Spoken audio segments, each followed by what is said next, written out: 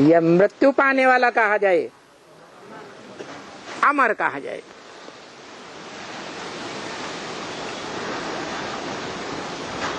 तो उस ज्योति बिंदु आत्मा को, जिसे गीता में कहा है अणुअणीयांसम मनुस्मरेत्य, अणु से भी अणु है।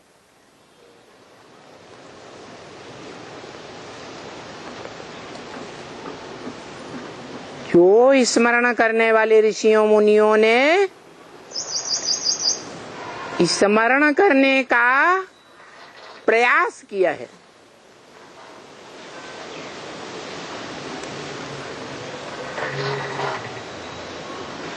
परंतु कोई भी ऋषि मुनि पंडित विद्वान आचार्य ग्रेट फादर्स कहा जाने वाला कोई धर्मपिता नहीं हुआ जिसने मृत्यु पर विजय पाई हो। कोई ने पाई नहीं। क्यों?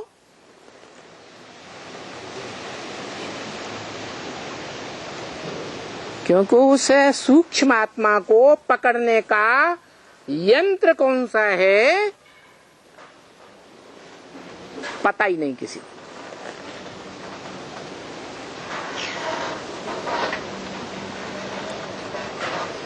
तो कौन पता करेगा?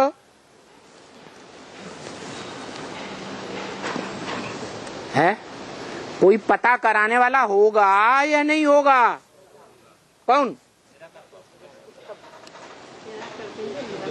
निराकार आत्माओं का निराकार बाप। आत्मा ज्योति बिंदु अति सूक्ष्म, तो बाप भी निराकार अति सूक्ष्म ज्योति बिंदु। अरे सीधी सी बात, सांप का बाप सांप जैसा लंबा, चींटी का बाप चींटी जैसा छोटा।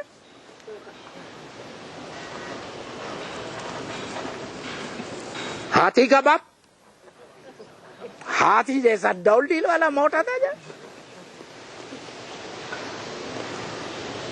तो अति सूक्ष्म तुम आत्मा है, तो तुम अपने बाप को पहचानो। क्या? कैसा? बाप भी कैसा? अति सूक्ष्म ज्योतिर्मय बिंदु। लेकिन ये बिंदु की पहचान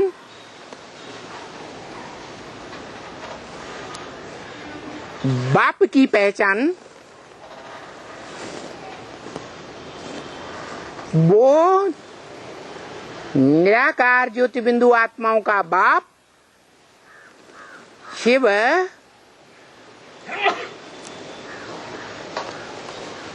स्वयं तो नहीं दे सकता है? देता है? नहीं। तो किसको निमित्त बनाता है? है? किसको? बड़े बच्चे को निमित्त बनाता है बाप की पहचान देने के लिए। वो बच्चा, बड़ा बच्चा, वो पहले ही जानता था क्या कि मुझे आत्मा का बाप, निराकार ज्योति बिंदु आत्मा का बाप कौन है, कहाँ है? जानता था? है? नहीं जानता था? है? कौन सी माँ? नहीं।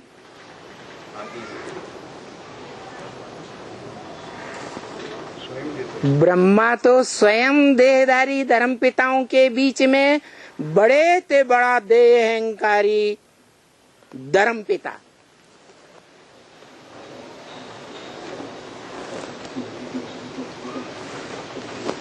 जो स्वयं बड़े ते बड़ा देह अहंकारी धर्मपिता हो, वो आत्माओं का बाप जो देह में आता है, देहधारियों के बीच इस दुनिया में पार्ट बजाता है, फिर भी उसको संग का रंग नहीं लगता, क्योंकि देहधारी में प्रवेश करने के बावजूद भी, देहधारियों के बीच में रहने के बावजूद भी वो बुद्धियोग से सत्तधाम का सदावासी है, रहता है। और आत्मा जो सत्य है, उस सत्य की तेज में ही सदा स्थिर रहता है। अंश मात्र भी उसमें कभी भी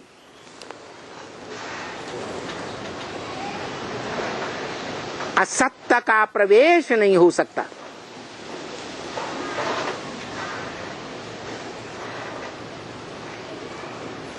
इसलिए संग का रंग भी नहीं लग सकता।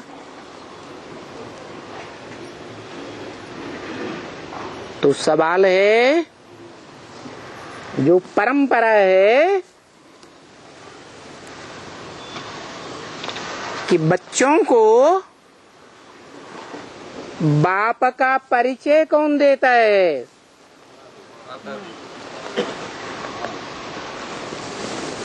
वो कौन सी माता है?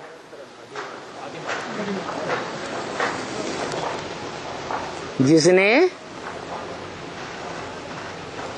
निराकार ज्योति बिंदु आत्माओं के बाप ज्योति बिंदु का सच्चा परिचय पहले पहले दिया था।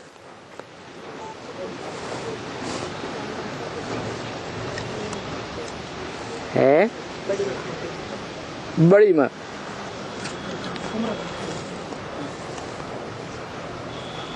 बड़ी माँ जो देवभान में आती है, महाकाली बनती है,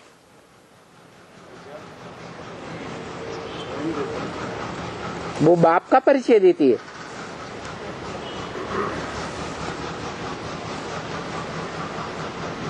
काली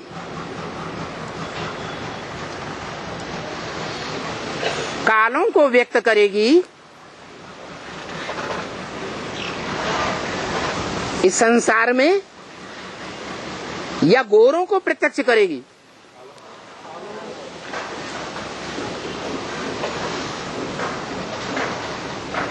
कलमुई होगी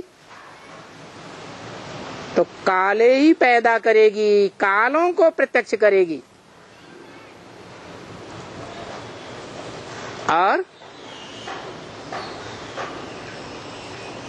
क्या होगी? महान गौरी होगी तो किसको प्रत्यक्ष करेगी? गोरों को अपनी कोख से प्रत्यक्ष करेगी। शास्त्रों में कोई उदाहरण है? दिति अदिति कहते हैं,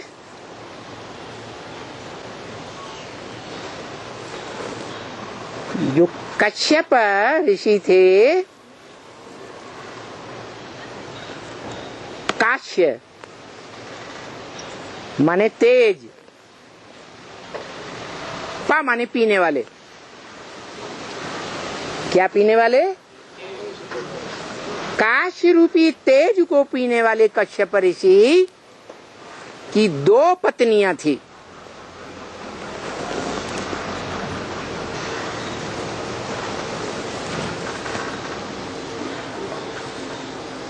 एक बड़ी और एक छोटी। बड़ी का नाम दिति और छोटी का नाम अदिति। दिति का अर्थ होता है खंडित और अदिति का नाम होता है अखंड।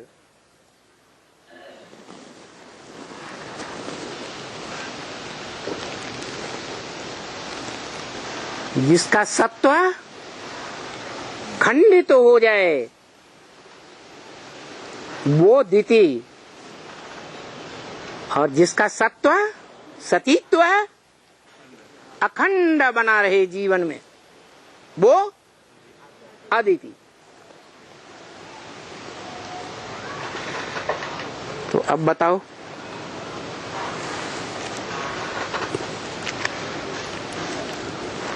कौन सी माता होगी?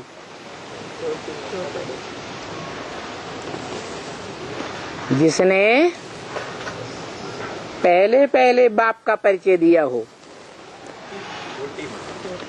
है? हाँ,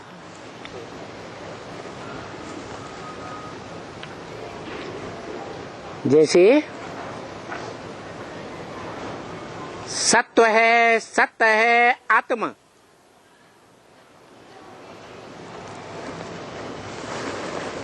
और देह असत्य है।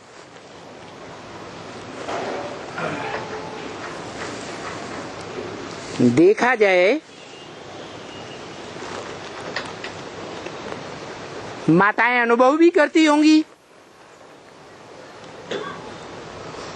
पहले गर्भ में सत्य कही जाने वाली आत्मा आती है, या गर्भ में 5 तत्वों का पुतला बनता है? तो बड़ा कौन हुआ?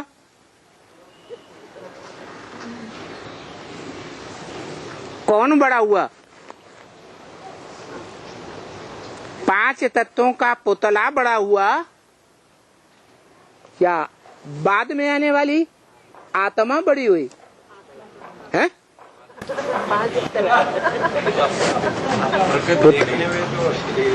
है? देखने में तो पुतला ही बड़ा, लेकिन पावर तो आत्मा।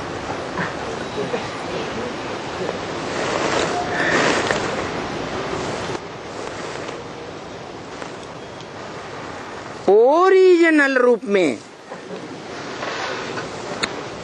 आत्मा दुखदाई या सुखदाई? सुखदाई। और देह दुखदाई। इसलिए बताया कि जब नई सृष्टि का ओरिजिन होता है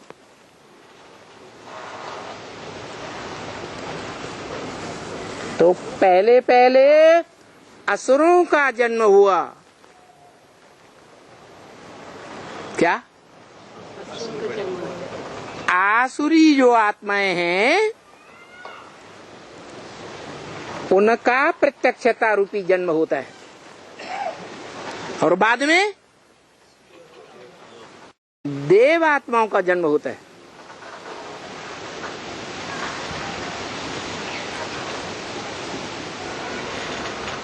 तो असुर बड़े हो गए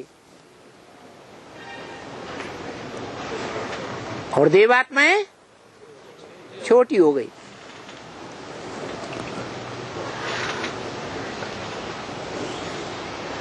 ये परंपरा भी सृष्टि के आदिकाल की है। क्या?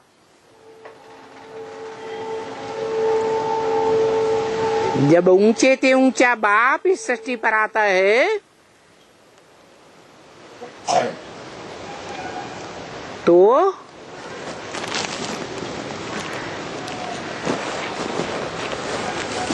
विदेशी बनकर आता है या स्वदेशी बनकर आता है?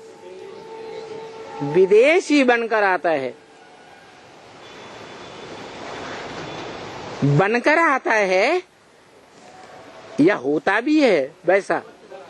बनकर आता है। इसका मतलब जो देखने में बनकर आता है वो वैसा है नहीं। मन बहुरूपिया बनकर आता है। जो देखने में आता है वो बहुरूपिया देखने में आता है नहीं।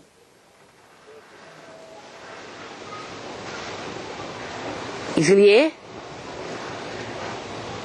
उसकी यादगार नारियल देखा बनाया हुआ है भक्ति मार्ग। रियल है या नारियल है? नारियल। और रियल पार्टधारी नहीं है जैसा देखने में आता है। क्या संसार जैसा देखता है समझता है वैसा रियल नहीं है, माना नारियल है। रियलिटी कुछ और है। कब? जब भगवान की जो ऊंचे ते ऊंचा रचयिता है वो इस सच रूपी रंगमंच पर नई दुनिया जब रचता है तो वो ऊंचे ते ऊंची स्टेज में रहने वाला नारियल जो कहा जाता है वो बीज नारियल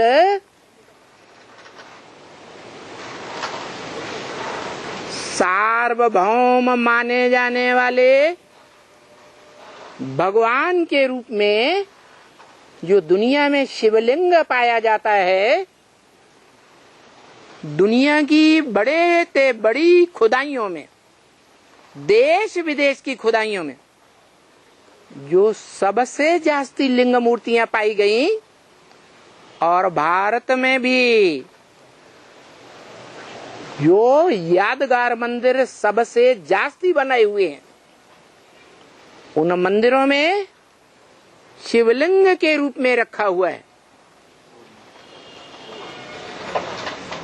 वो नारियल है पार्ट के हिसाब से। सृष्टि के आदि में जो वो पार्ट बजाता है, कैसा पार्ट है? नारियल पार्ट, रियल नहीं है। रियलिटी तब जाहिर होती है संसार के सामने जब भगवान के सामने ले जाकर भक्ति मार्ग में क्या करते हैं?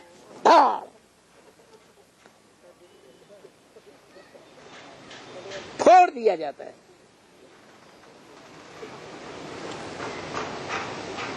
तो उसमें से असलियत निकलती है। क्या?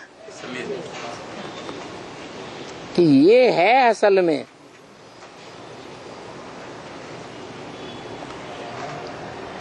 पहले तो जो देखने में आता था वो रियल नहीं था।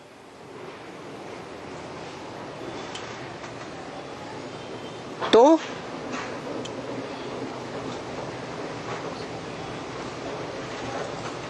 वो नारियल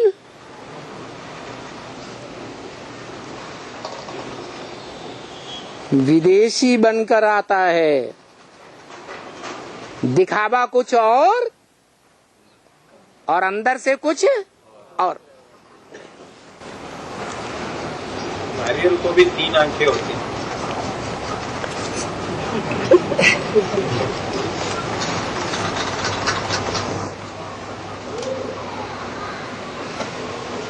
जो 3 आंखें होती हैं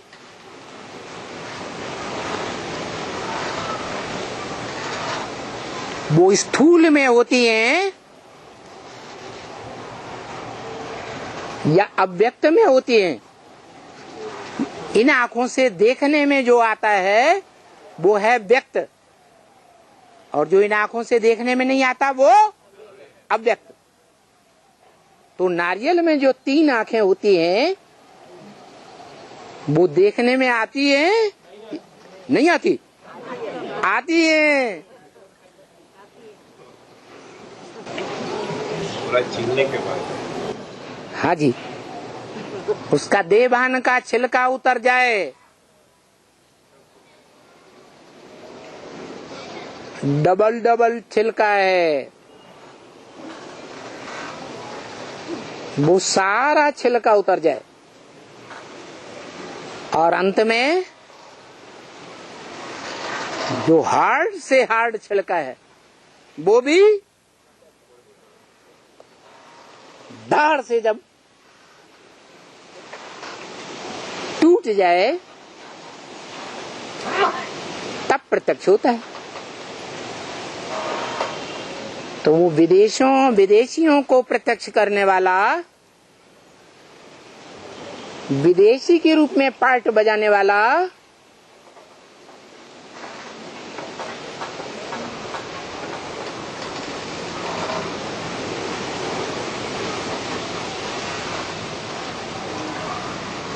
आखिरी दुखदाई साबित होता है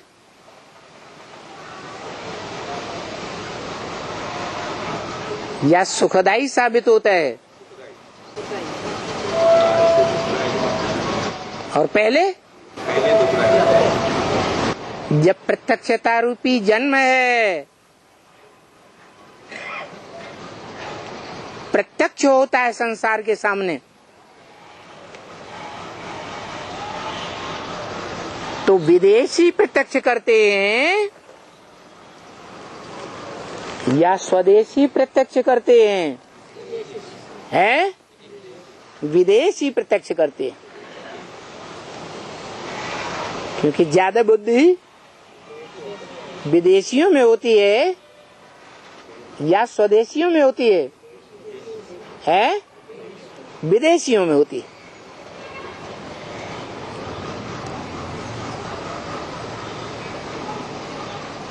तो विदेशियों के बीच नंबरवार होंगे, एक समान होंगे। तो नंबर 1 विदेशी कौन हुआ फिर? है इब्राहिम, ब्रह्मा। अच्छा,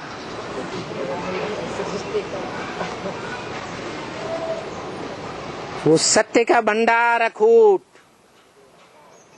अखूट ज्ञान का भंडार कहता है। पूछता है ब्रह्मा का बाप कौन? ब्रह्मा रचना या रचयिता है? रचना। तो उसका कोई बाप होगा कि नहीं होगा? है? बाप ज्यादा शक्तिशाली होता है या अम्मा ज्यादा शक्तिशाली होती है? तो दिखावा करने वाला ब्रह्मा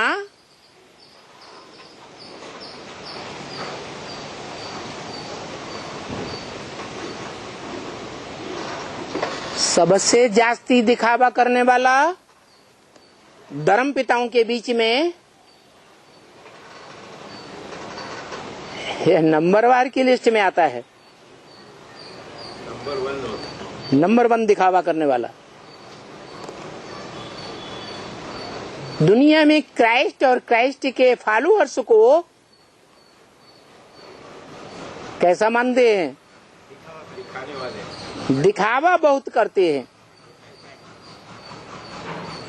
वैसे होते नहीं। तो कृष्ण और क्राइस्ट की राशि मिलाई जाती है। किसे? क्राइस्ट कृष्ण की राशि जो क्रिश्चियंस के शास्त्र में दिखाई गई है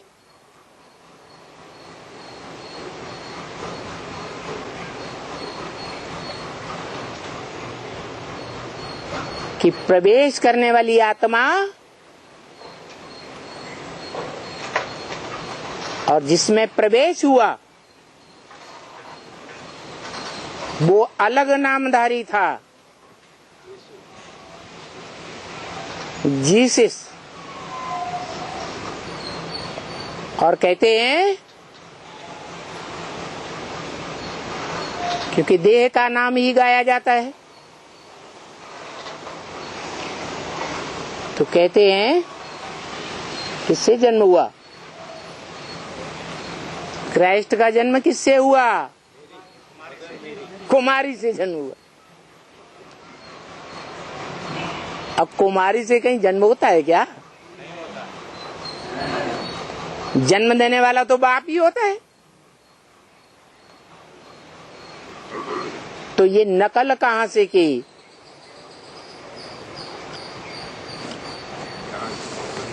है संगम युग से ये नकल की गई कि वही कृष्ण वाली आत्मा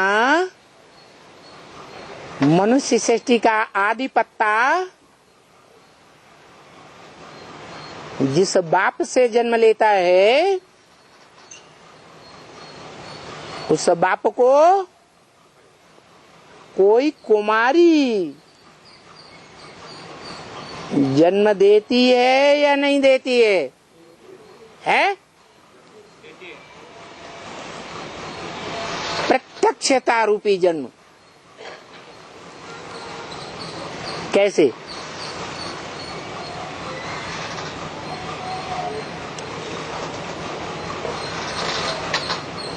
शंकर को मनुष्य सृष्टि में सारे जगत का जगत पिता माना जाता है।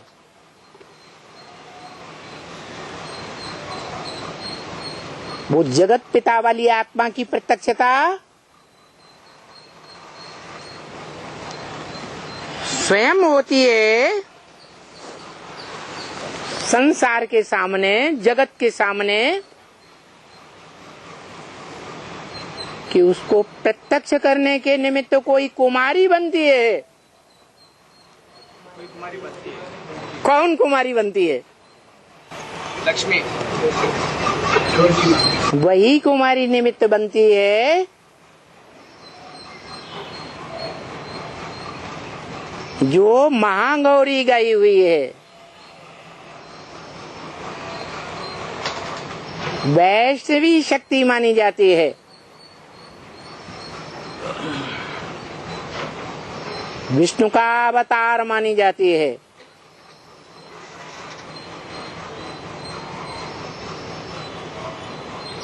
विष्णु है, पार्वती कह सकते हैं।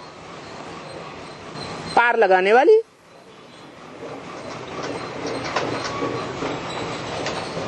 वो जब तक रंगमंच पर प्रस्तुत न हो तब तक जगत पिता को कोई बच्चा, इस मनुष्य सृष्टि की कोई मनुष्य आत्मा पहचान ही नहीं सकती। 100% कि ये मेरा बाप है।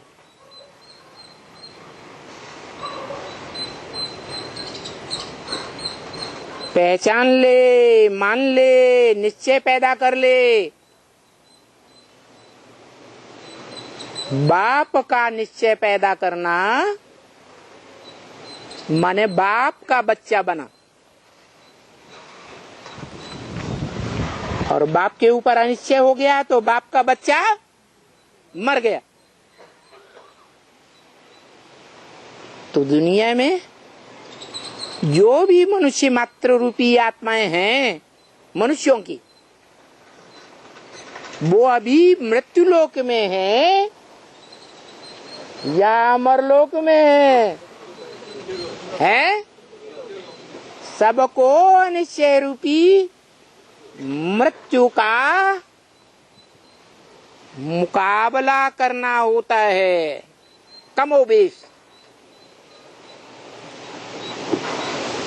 कोई कम निश्चय अनिश्चय के चक्र में आती है और कोई ज्यादा से ज्यादा निश्चय अनिश्चय के झूले में झूलती है। वो झूला कौन से बच्चे को दिखाया जाता है? कृष्ण बच्चे को दिखाया जाता है।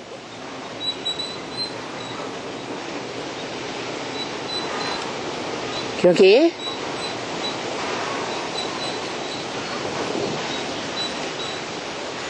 भारत की माताओं को बड़ी श्रद्धा है किस बच्चे के ऊपर? कृष्ण बच्चे के ऊपर।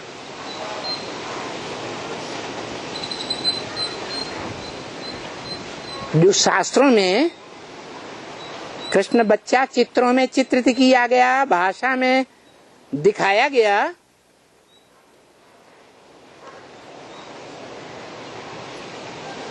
वो सतयुग के आदि वाली 16 कला संपूर्ण, जिसे गाते हैं हे कृष्ण नारायण वासुदेव, गाते हैं कि नहीं? तो वो 16 कला संपूर्ण कृष्ण या नारायण, 16 कला संपूर्ण युग जो शास्त्रों में गाया हुआ है, उसी युग का गायन है कि द्वापर का गायन है, जो झूले में झुलाया जाता है। विद्वानों ने कहा समझ लिया? द्वापर में समझ लिया। लेकिन विद्वानों में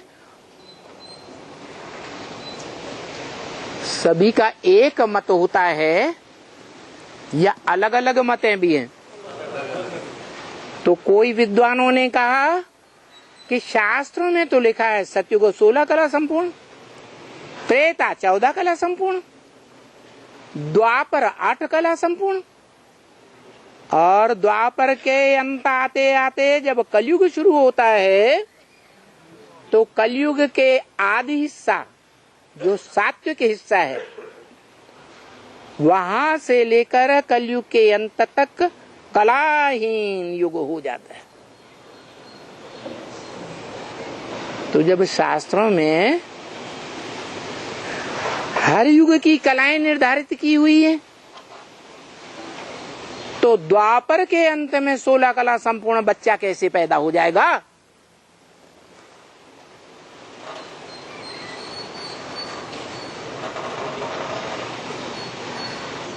जो भगवान के रूप में माना जाता है,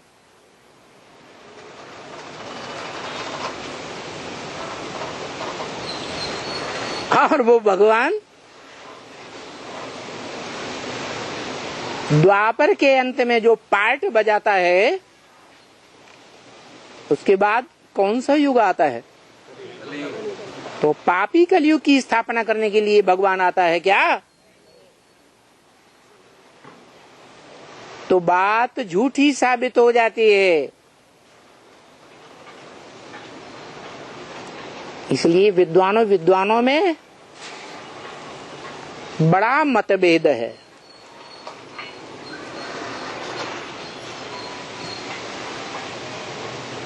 कोई कहते हैं सतयुग के आदि में हे कृष्ण नारायण हुआ, परंतु दोनों ही नहीं जानते, क्योंकि शास्त्र लिखने वाले मनुष्य हैं, देव आत्माएं हैं, देवता हैं या भगवान है? मनुष्य विकारों का पुतला होता है, मनुष्य का मन चंचल होता है, चंचलता के वशीभूत होकर वो सत्य असत्य बातें अनर्गल बोलता रहता है, लिखता रहता है। इसलिए गीता की सैकड़ों टीकाएं हुई, एक टीका दूसरी टीका से काटने वाली साबित होती है। माध्वाचार्य की गीता कहती है आत्माएं अनेक और परमपिता परमात्मा एक। शंकराचार्य की गीता कहती है एको ब्रह्म सत्यो नाथ।